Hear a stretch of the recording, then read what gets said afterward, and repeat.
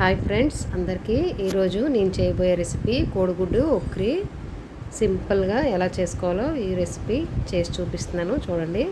ముందైతే ఒక పెద్ద సైజు ఉల్లిపాయలు ఇలా గుండకు కట్ చేసుకోవాలి. పచ్చిమిర్చి, కరివేపాకు, 3 గుడ్లు. స్టవ్ మీద కడాయి పెట్టుకొని ఇందులో ఆయిల్ యాడ్ చేసుకోవాలి. ఒక అర చెంచా జీలకర్ర వేసుకోవాలి. అది వేగిన తర్వాత ఉల్లిపాయలు, పచ్చిమిరపకాయలు, కరివేపాకు వేసుకొని బాగా ఎర్రగా వేయించుకోవాలి. ఉల్లిపాయలు చూడండి, ఉల్లిపాయలు అయితే బాగా వేగిపోయాయి. ఇప్పుడు ఇందులో గుడ్లు కొట్టుకోవాలి. బ్యాచిలర్స్ కోసం సింపుల్ రెసిపీ అండి ఇది. కోడిగుడ్లు అయితే కొట్టేసుకున్నా అందులోని కాస్త ఎర్రగా వేపుకోవాలి. తర్వాత ఒక అర చెంచా పసుపు, రుచికి సరిపడినంత ఉప్పు,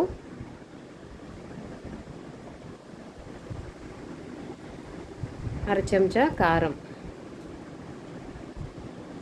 ఒక 5 నిమిషాలు బాగా ఎర్రగా వేయించుకోవాలి.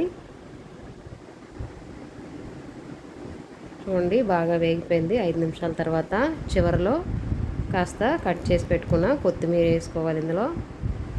అంతేనండి, సింపుల్ ఈజీ రెసిపీ కోడిగుడ్డు ఉక్కిరి తయారైపోయింది.